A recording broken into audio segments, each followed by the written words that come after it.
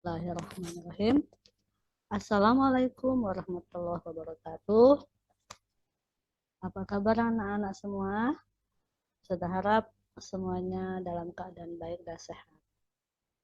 Baiklah anak-anak, di sini Ustazah ingin menyampaikan materi fikih, yaitu tentang fikih dan perkembangannya.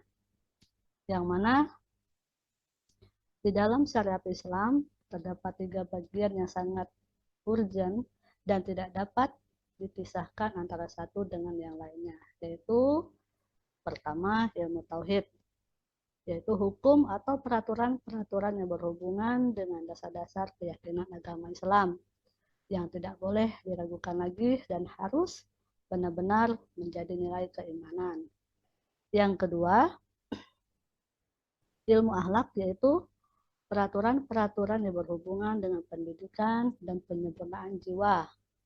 Dan yang ketiga yaitu ilmu fikih, yaitu peraturan-peraturan yang mengatur hubungan manusia dengan Tuhannya. Yang dimaksud adalah ibadah seperti di gambar ini, karena kapanpun dan dimanapun kita harus tetap menjalankan ibadah kepada Allah Subhanahu wa Ta'ala, dan juga hubungan manusia dengan sesamanya. Di sini di dalam materi fikih dan perkembangannya ini terdapat 4 periode. Yang pertama itu menurut Syekh Abdul Wahab Khalaf, perkembangan tarikh Islam fikih terbagi menjadi 4, yaitu periode Rasulullah Shallallahu Alaihi Wasallam, yang mana pada periode Nabi Muhammad Shallallahu Alaihi Wasallam tarikh Islam atau sejarah fikih Islam pada hakikatnya tumbuh dan berkembang di masa Nabi. Karena Nabilah yang mempunyai wewenang atas dasar wahyu untuk mentafsirkan hukum dan berakhir dengan wafatnya Nabi. Pada masa Rasulullah adalah masa fikih Islam mulai tumbuh dan membentuk dirinya menjelma ke alam perwujudan. Sumber asasi yang ada pada masa ini ialah Al-Quran. Tentang sunnah Rasul adalah berdasarkan wahyu ilahi yang diturunkan kepadanya. Demikian juga segala tindak tanduk Rasulullah SAW selalu dibimbing oleh wahyu ilahi. Dan semua hukum dan keputusan hukum berdasarkan kepada wahyunya juga.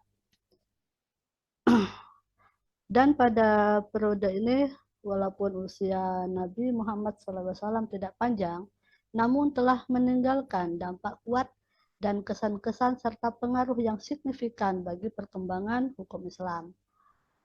Dan pada masa yang kulih yang bersifat keseluruhan dan dasar-dasar yang umum yang universal untuk dasar penempatan hukum bagi masalah dan peristiwa yang tidak ada nasahnya, periode Rasulullah ini terbagi kepada 2 periode yang masing-masing mempunyai corak tersendiri, yaitu periode Mekah dan periode Madinah. Dan yang kedua yaitu periode para sahabat. Periode kedua ini berkembang pada masa wafatnya Nabi Muhammad SAW dan berakhir sejak Muawiyah bin Abi Sufyan menjabat sebagai khalifah pada tahun 41 Hijriah. Pada periode ini hiduplah sahabat-sahabat Nabi terkemuka yang mengibarkan bendera dakwah Islam. Pada periode ini juga wilayah Islam sudah semakin meluas, yang mengakibatkan adanya masalah-masalah baru yang timbul. Oleh karena itu, tidaklah mengherankan apabila pada periode sahabat ini pada bidang ilmu, pada bidang hukum ditandai dengan penafsiran para sahabat dan ijtihadnya dalam kasus-kasus yang tidak ada nasahnya. Di samping itu juga terjadi hal-hal yang tidak menguntungkan, yaitu perpecahan masyarakat Islam yang bertentangan secara tajam. Yang ketiga yaitu periode Tadwin. Pemerintah Islam pasca keruntuhan Daulah Umayyah segera digantikan oleh Daulah Abbasiyah. Masa Abbasiyah ini disebut juga masa Mujahidin dan masa pembukaan fikih, karena pada masa ini terjadi pembekuan dan penyempurnaan fikih. pada masa Abbasiyah yang dimulai dari pertengahan abad kedua Hijriah sampai pertengahan abad keempat ini. Muncul usaha-usaha pembukaan al-hadis, asar, sahabat, dan fatwa-fatwa tabi'in dalam bidang fikih, tafsir, usul al-fiqh, dan sebagainya. Dan yang keempat, terakhir, yaitu periode taklid. Pada periode taklid ini sejak akhir pemerintahan Abbasiyah, tampaknya kemunduran berijtihad sehingga sikap taklid berangsur-angsur tumbuh merata di kalangan umat Islam. Yang dimaksud dengan masa taklid adalah masa ketika semangat para ulama untuk melakukan ijtihad mutlak mulai melemah dan mereka kembali kepada dasar tasyri' yang asasi dalam pengistinbatannya hukum dari nasa Al-Quran dan As-Sunnah.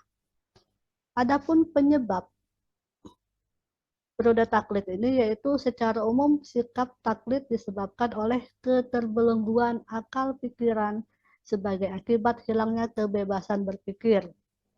Sikap taklid disebabkan oleh adanya para ulama saat itu yang kehilangan kepercayaan diri untuk berijtihad secara mandiri. Mereka menganggap para pendiri mazhab lebih cerdas ketimbang dirinya.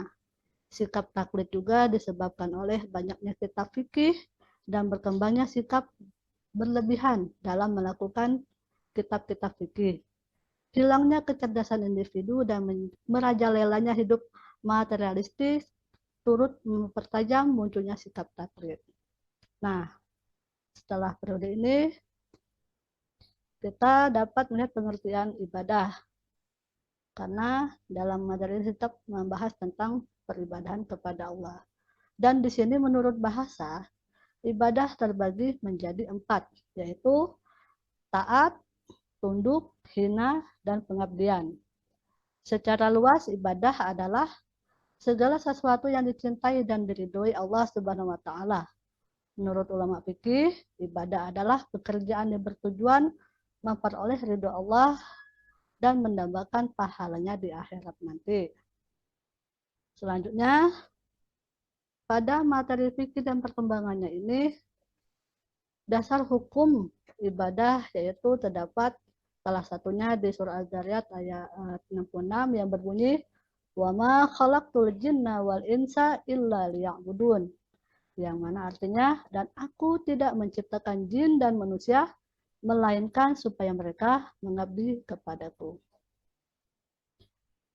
Dan dalam hal peribadahan, di sini secara umum dibagi menjadi 2 bagian, yaitu ibadah madhoh, yakni ibadah yang khusus berbentuk praktek atau perbuatan yang berhubungan antara hamba dan Allah Subhanahu wa Ta'ala melalui cara yang telah ditentukan dan diatur atau dicontohkan oleh Rasulullah SAW.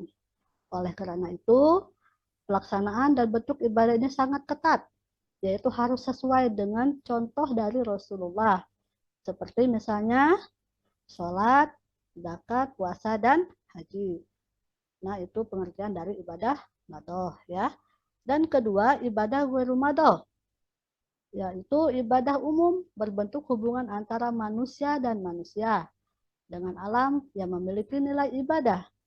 Ibadah ini tidak ditentukan cara dan syarat secara detail, diserahkan kepada manusia sendiri, dan Islam hanya memberi perintah atau anjuran dan prinsip-prinsip umum aja.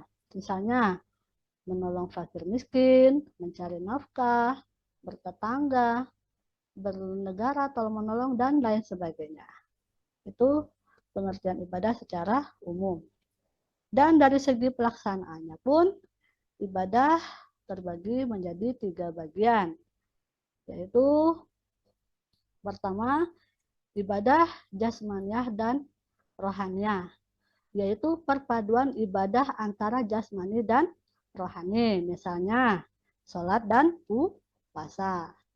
Yang kedua, ibadah rohaniah dan maliyah, yaitu perpaduan ibadah rohani dan harta, seperti misalnya zakat.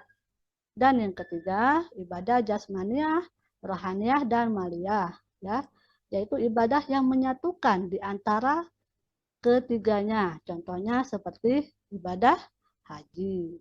Itu dari segi pelaksanaan ibadah. Dan dari kepentingannya pun, ibadah ini dibagi menjadi dua, yaitu kepentingan fardi atau perorangan. Perorangan adalah suatu ibadah yang dalam pelaksanaannya tidak membutuhkan orang lain dan tidak dapat diwakilkan pada orang lain. Seperti hanya sholat dan puasa, itu kepentingan fardi, perorangan. Sedangkan kepentingan ijtima atau masyarakat, itu adalah suatu ibadah yang dalam pelaksanaannya melibatkan orang lain seperti zakat dan haji. Nah, selanjutnya dari segi bentuknya, ibadah juga dibagi menjadi 5, yaitu ibadah bentuk perkataan atau lisan. Ibadah dalam bentuk perkataan atau lisan seperti apa? Zikir, doa, tahmid, dan membaca Al-Quran. Yang kedua, ibadah dalam bentuk perbuatan yang tidak ditentukan bentuknya, seperti membantu orang lain, mengurus jenazah, dan lain-lainnya. Yang ketiga, ibadah dalam bentuk pekerjaan yang telah ditentukan. Bentuknya seperti sholat, puasa, zakat, dan haji. Yang keempat, ibadah yang tata cara pelaksanaannya berbentuk menahan diri. Seperti contohnya puasa, iktikaf, dan ihram. Dan yang kelima, ibadah yang berbentuk menggugurkan hak. Seperti memaafkan orang yang telah melakukan kesalahan terhadap dirinya dan membebaskan seseorang yang berhutang kepadanya. Ini dari segi bentuknya. Sedangkan prinsip-prinsip ibadah yaitu ada beberapa bagian, yaitu ibadah yang disyariatkan oleh Allah Subhanahu wa taala dibangun di atas landasan yang kokoh, yaitu pertama, niat beribadah hanya karena Allah ataupun hanya kepada Allah Subhanahu wa taala. Yang kedua, yaitu ibadah yang tulus kepada Allah dan tidak kepada yang lainnya, hanya kepada Allah semata. Haruslah bersih dari tendensi-tendensi lainnya. Apabila sedikit saja ada niat beribadah bukan hanya karena Allah, tetapi karena sesuatu yang lain, seperti ria, pengen dilihat orang, ya, atau ingin dipuji-puji orang lain, maka rusaklah ibadah tersebut. Nah, yang ketiga, keharusan untuk menjadikan Rasulullah SAW sebagai teladan dan pembimbing dalam ibadah, bukan kepada yang lainnya. Dan selanjutnya, ibadah itu memiliki batas, kadar, dan waktu yang tidak boleh dilampaui. Itu. Dan yang kelima, seharusnya menjadikan ibadah dibangun di atas kecintaan, ketundukan, ketakutan, dan pengharapan kepada Allah Subhanahu wa taala. Dan yang selanjutnya yaitu beribadah dalam keseimbangan antara dunia dan akhirat. Artinya, profesional tidak hanya semata-mata kehidupan akhirat saja yang dikejar, tetapi kehidupan dunia juga tidak dilupakan sebagai sarana ibadah kepada Allah Subhanahu wa taala. Nah, dalam hal ibadah ini, ibadah tidak akan gugur kewajibannya pada manusia semenjak dinyatakan telah baligh dalam keadaan berakal sampai kita meninggal dunia, maka kita harus dan wajib melaksanakan ibadah. Nah, ini sudah sedikit Ustazah sampaikan penjelasan tentang materi fikih dan perkembangannya dalam hal ibadah. Ustazah harap anak-anak semua bisa mengerti dan memahaminya. Mungkin cukup sekian dari Ustazah.